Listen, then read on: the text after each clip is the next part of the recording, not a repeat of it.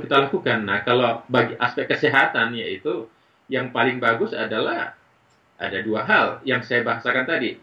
Pertama, secara healthy food atau makanan sehat, kehidupan sehat, dan bagi orang yang percaya, masyarakat yang percaya kepada Tuhan yang Maha Kuasa, yang Maha Esa, ya setidaknya itu menjadi suatu pengontrol bahwa kehidupan cinta kasih, rasa sayang terhadap atau peace terhadap humankind, sama manusia itu penting. Karena itu kan yang akan menciptakan kultur kemanusiaan kita. Itu menurut pemikiran saya, Bapak John, bagaimana kasus ini bisa diproteksi atau dicegah jangan sampai terulang lagi. Ya. Bagaimana dengan anak-anak kita yang mungkin atau dengar tentang masalah Connecticut, ya? Bagaimana mereka menghadapi ke sekolah, seandainya mereka tidak mau ke sekolah karena mereka takut ditembak atau apa. Sebagai orang tua, bagaimana mereka bisa komunikasi dengan anak Ya, kita, ya. yang paling penting tentunya yang pertama, yaitu jelas pasti ada trauma seperti itu, Bapak John. Itu trauma yang seperti itu sangat sangat rasional. Kenapa? Karena kejadian itu begitu di depan mata dan sangat mengkhawatirkan mereka. Dan itu bahkan bisa menimbulkan kekhawatiran yang berlebihan dan akhirnya anak-anak itu juga bisa depresi. Nah, bagaimana mencegahnya? Yaitu konseling di sekolah-sekolah itu sangat penting, ya. Artinya konseling itu tidak harus dokter, tidak harus psikolog, tapi orang tua anak itu sangat penting. Menjadi tempat anak itu mengungkapkan pikiran-pikirannya, kekhawatiran-kekhawatirannya atau kecemasan-kecemasannya. Sebab kalau orang sesuatu sudah mengungkapkan kecemasannya, maka itu sudah sekitar 50% masalahnya sudah diselesaikan. Misalnya kalau ada orang punya masalah besar gitu, tapi dia simpan untuk dirinya sendiri, itu kan berbahaya, bisa menekan dirinya sendiri dan akhirnya di luar batas. Jadi ada baiknya bicara sama anak. Bicara, kita perlu bicara, kita menjelaskan dengan ini, dan kalau misalnya dia trauma gitu jangan langsung dipaksa harus ini, dan akhirnya dia trauma dua hal, trauma di sekolah dan trauma sama orang tua. Iya, jadi kita perlu ya secara bertahap, gradually ventilation. Ya, jadi kita membuka secara perlahan apa yang menjadi tekanan sang anak ini. Nah, seperti itu. Dan yang paling penting lagi, deteksi dini sebetulnya. Ini berkali-kali kadang ulangi bahwa konseling di sekolah-sekolah ataupun di masyarakat ataupun dokter primary care di American Family Physician itu sangat penting bagaimana mendeteksi dini adanya penderita-penderita seperti ini. Kalau dia punya gangguan jiwa dari dini, itu perlu dicegah, dan itu mungkin bisa nanti terkontrol di mana physician family ini juga ya sampai sekarang kan berkoneksi dengan departemen kesehatan, ya, ataupun divisi healthy system itu kepada kayak bagian prevention di kepolisian. Jadi kalau ada orang yang sudah terduga mempunyai tingkatan kelainan jiwa itu kan macam ada neurosis, ada psikopat, ada mental disorder, kemudian yang lain lagi ada aspek obsesif kompulsif bagian dari schizophrenia itu. Nah, kalau dia dari obsesif kompulsif yang saya sebutkan yang terakhir ini yang berbahaya karena dia berpikir ada orang lain mau membunuh dia harus membunuh duluan gitu. Bagian dari, dan itu kan ini yang perlu segera ditangani oleh psikiater dan kalau perlu disimpan di rumah sakit jiwa, jangan diharapkan berkeliaran. Itu kan akhirnya kita mencegah jangan sampai kejadian-kejadian lain berulang kan. Tapi kadang untuk penyakit jiwa itu agak susah buat di-diagnose, ya. Kelihatannya mereka normal tapi sebenarnya tidak normal. Tidak normal, ya. Ya. Kita lihat dari gangguan itunya. Ya, ada orang yang bisa kelihatan gangguan, ada orang yang tidak bisa lihat gangguan. Ya. Yeah. Jadi bagaimana kita menghadapi Gitu. Otong tadi itu, makanya kan di Amerika ini pada umumnya semua orang punya dokter keluarga ini. Dokter keluarga peran itu, selain keluarganya sendiri, dokter keluarga juga. Iya, karena orang yang paling terdekat dengan orang-orang yang menderita ini, yang tahu kan. Jadi kalau keluarganya misalnya, bapak, ibu, atau saudaranya melihat kakak, adik, atau apanya, sudah ada gangguan-gangguan ini, ya cepat dilapor ke depan divisi kesehatan supaya dievaluasi.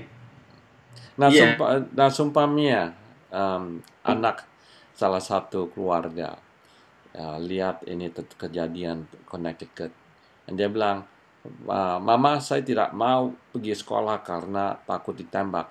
Oke.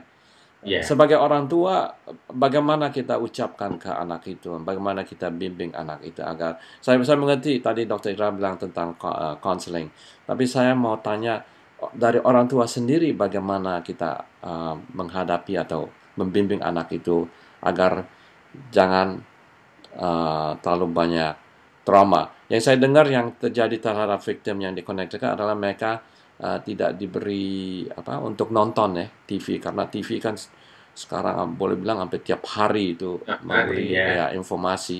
Uh, Mungkin itu salah satu, tapi ada kira-kira apa lagi yang mungkin Dokter Kira bisa sarankan?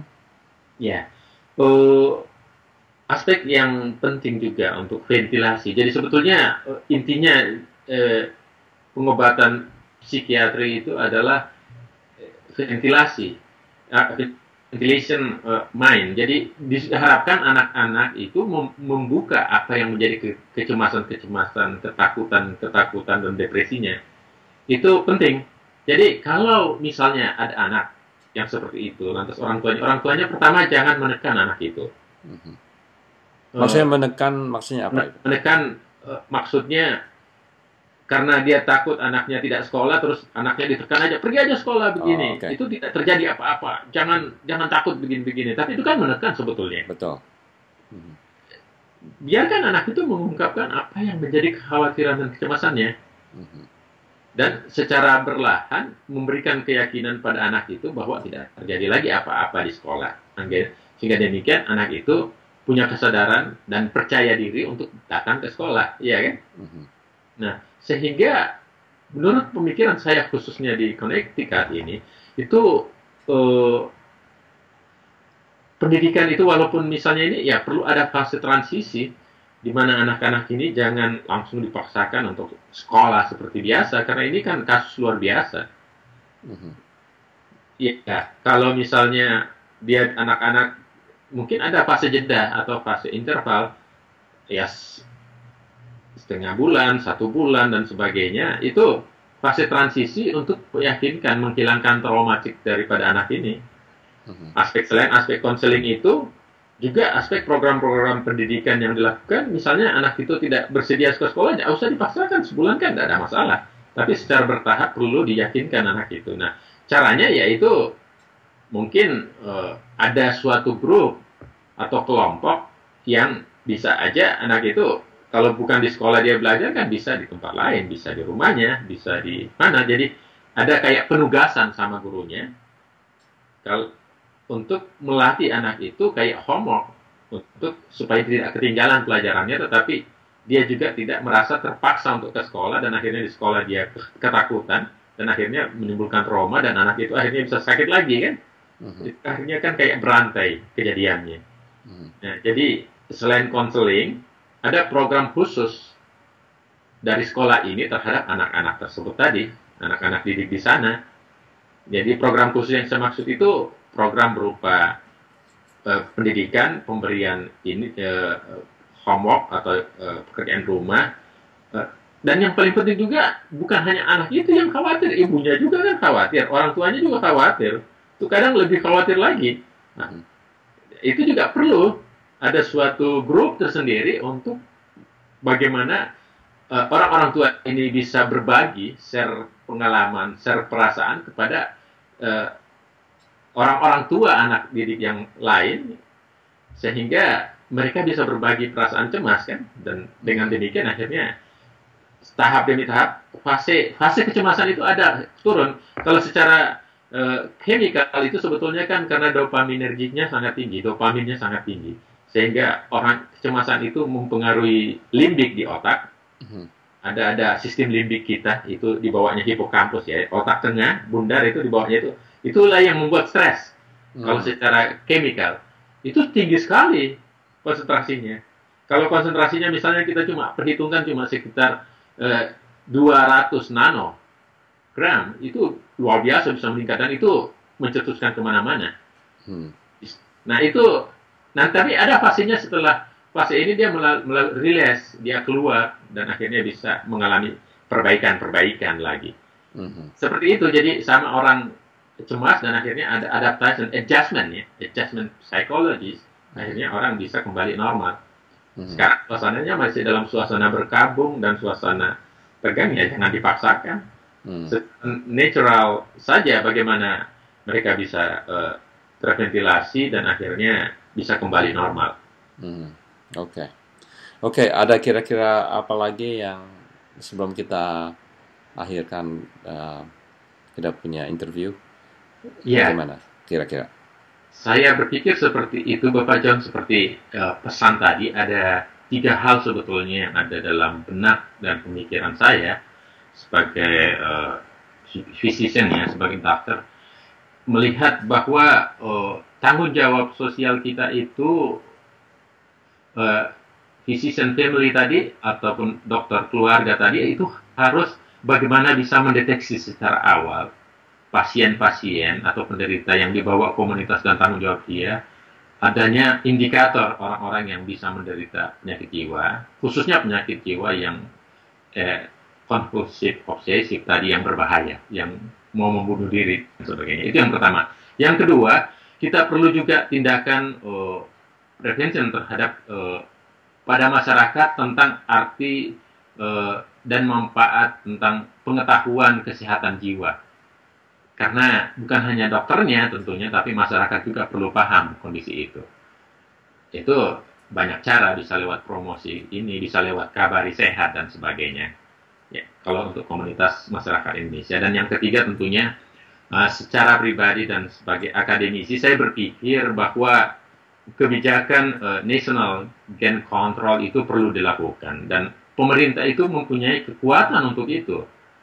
Dia bisa melakukan regulasi, dia bisa juga punya otoritas, dan kenapa tidak dilakukan? Kenapa dibiarkan masyarakat itu?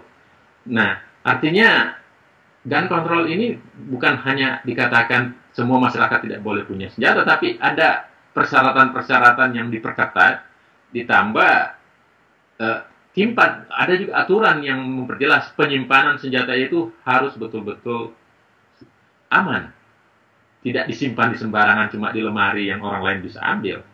Ataupun ada aturannya kalau misalnya mau bawa di keluar rumah, di mana harus disimpan. Itu harus semuanya real. Kalau itu melanggar, hukum harus mengkat itu. Itu yang disebut dengan national gun control. Kalau sekarang ini, kan mengerikan kalau setiap rumah punya senjata, bisa dibayangin 70% saja.